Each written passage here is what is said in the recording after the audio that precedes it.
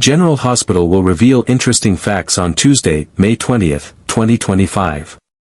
First, it was that time of year again in Port Charles when the air seemed to shimmer with anticipation and the entire town transformed into a grand stage for glamour, mystery, and emotional revelations.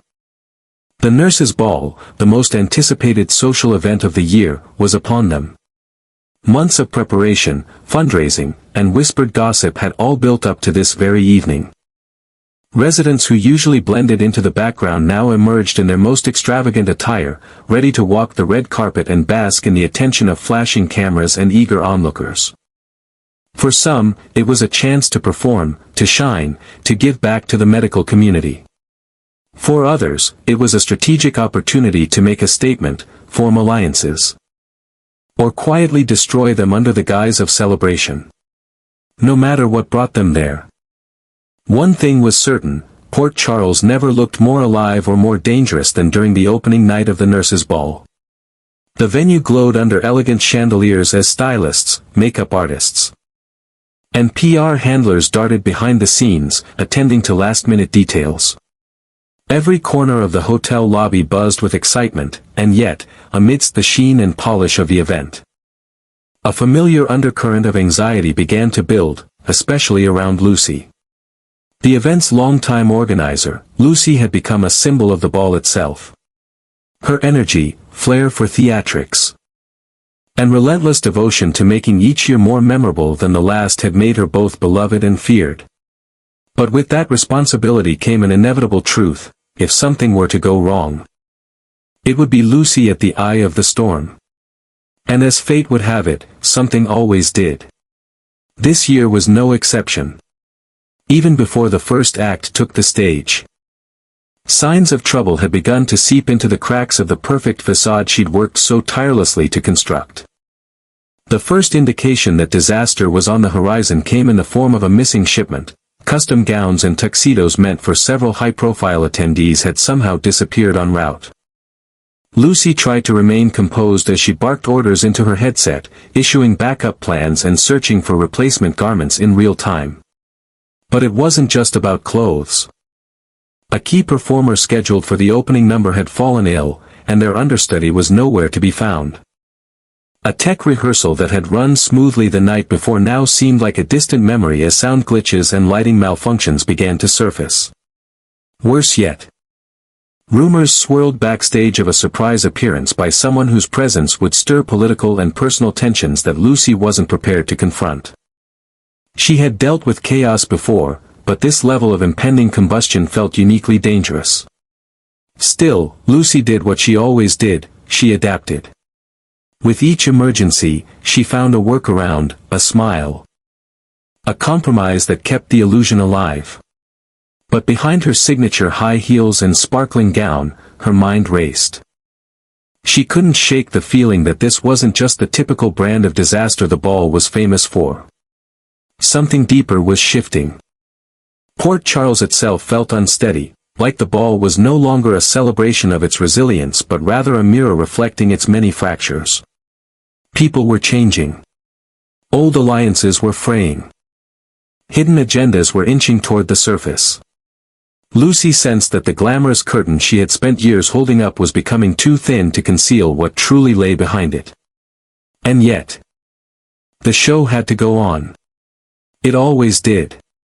As the red carpet officially opened and guests began to arrive, it became clear that this year's event would not pass without seismic shifts.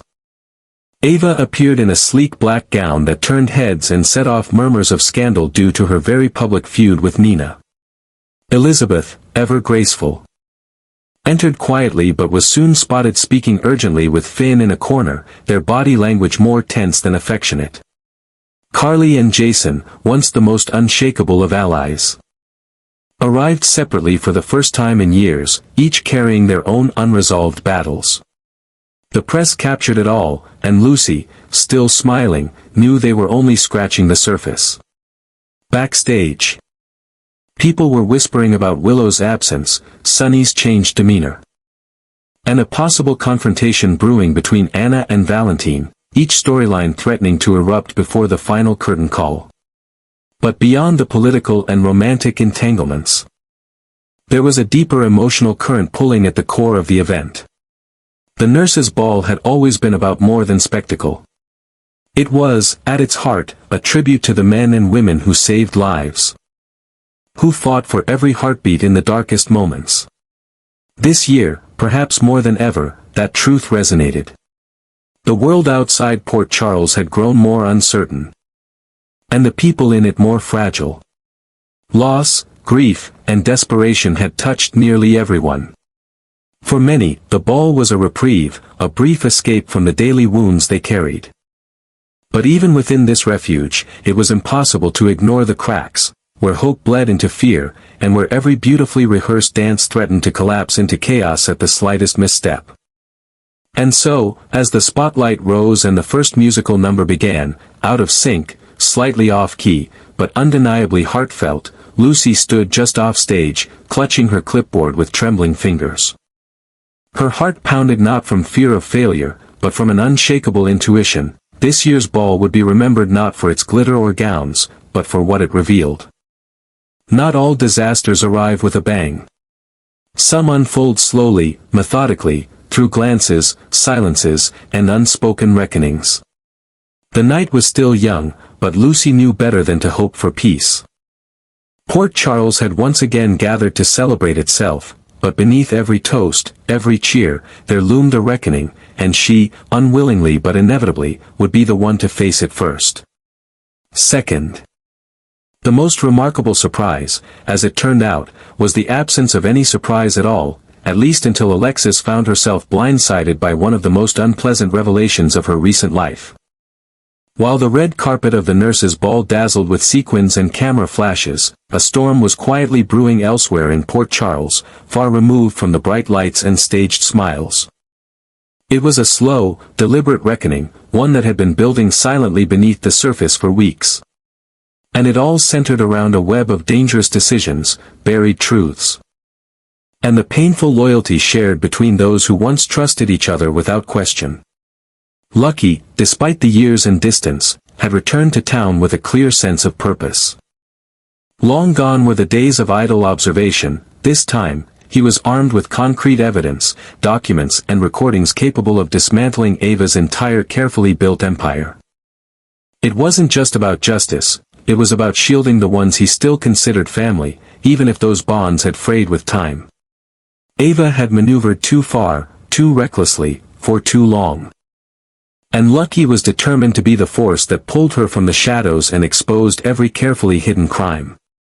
But what made his decision even more complicated was that his actions weren't just about righting wrongs, they were about protecting Christina, whose involvement in the car accident that injured Liz and Rick had been covered up to protect not just her, but the fragile threads of her family's stability.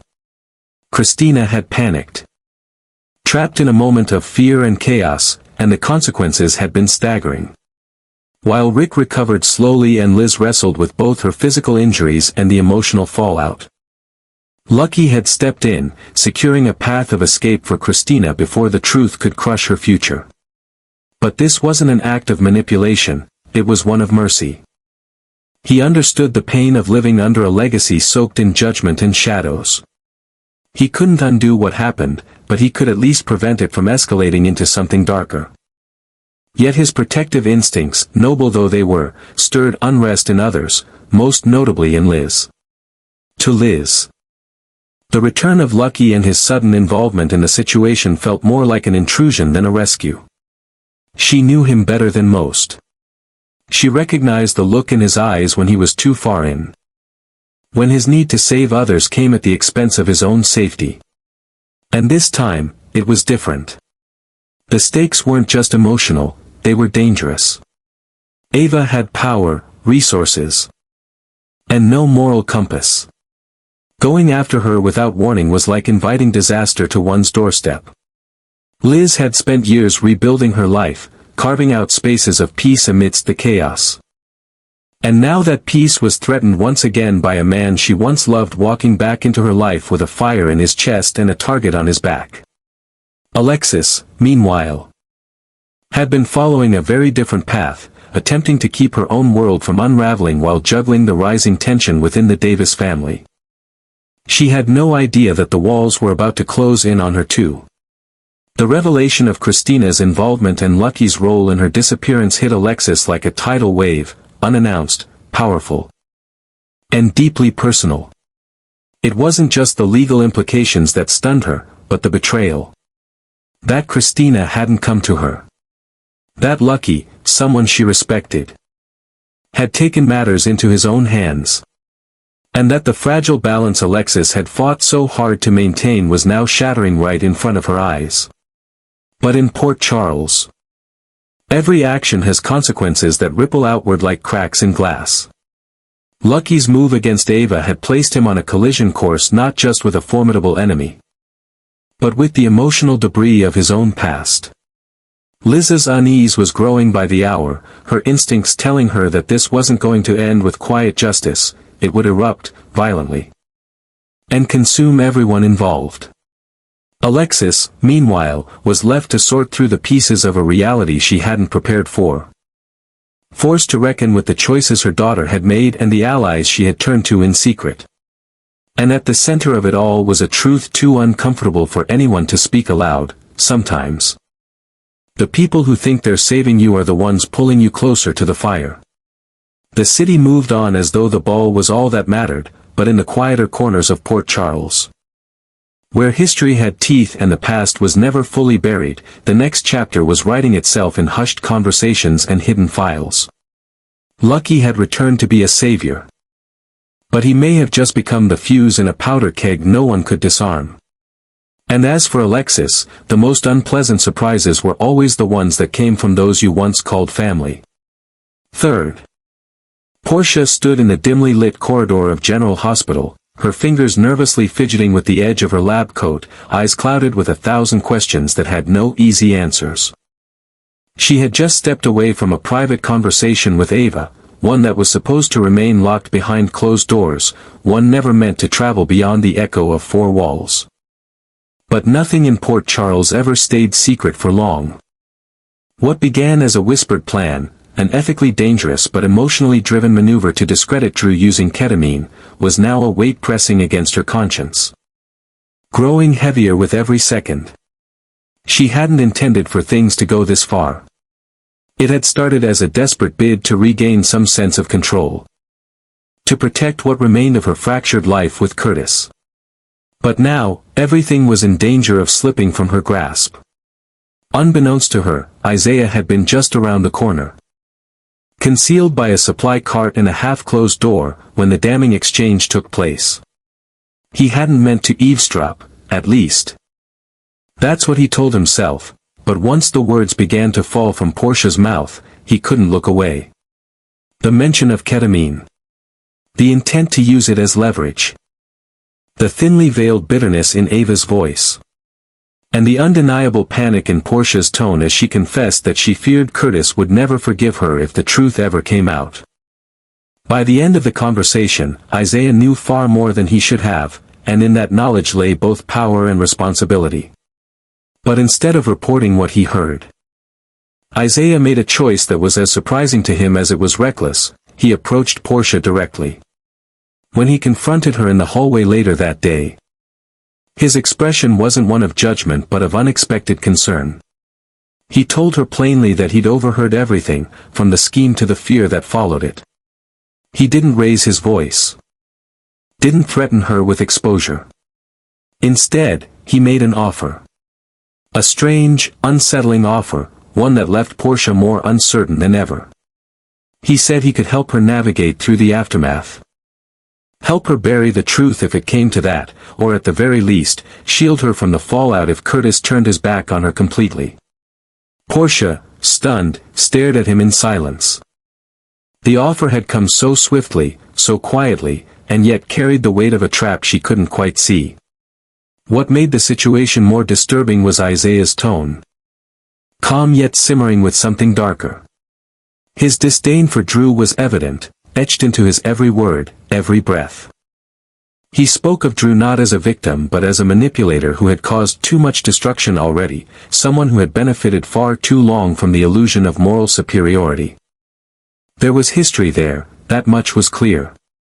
Whatever animosity Isaiah harbored toward Drew went beyond what was said aloud. It was personal. Deep-rooted. Possibly dangerous. And now, Porsha had been pulled into the orbit of that resentment, whether she liked it or not. Porsha, already weighed down by guilt and fear, now had to consider a new question: could she trust Isaiah? Or more importantly, did she even have a choice? If she rejected his help, would he turn against her? Would he leak what he knew to the hospital board, to Curtis, or worse, to Drew himself? And if she accepted, what then? She would be forever indebted to a man who clearly operated in the grayest of moral areas. A man who might one day ask her to repay his silence in a way that compromised her even more deeply. Her head spun with possibilities, none of them safe, none of them honorable. And yet, in the back of her mind, a small voice whispered, maybe this is the only way out. Isaiah's presence lingered even after he walked away. His words echoing through her as she moved through the hospital like a ghost. She replayed every second of that ill-fated conversation with Ava, every decision that led her to this point. The pressure of maintaining appearances, of staying strong for Curtis, of fighting for a future that seemed to crumble each time she reached for it. And now, with Isaiah's involvement, the stakes had risen yet again. It wasn't just about Drew anymore, it was about survival. About whether Porsha was willing to let her secrets define her. Or whether she was desperate enough to let someone else carry them for her, even if that meant selling off pieces of her soul. In the quiet of her office, Porsha sat alone, staring blankly at the wall as if it could give her the answer she needed. She knew the danger Isaiah posed. She also knew the danger of doing nothing. Every path forward was treacherous. Every decision carried weight. But the most terrifying realization of all was this: the moment she allowed Ava to drag her into the shadows, she had already begun to lose herself. Now Isaiah was offering her a torch to navigate the darkness. Whether it would lead her to safety or into a deeper abyss was a question only time could answer. And Porsha, for the first time in a long time, wasn't sure which outcome she feared more.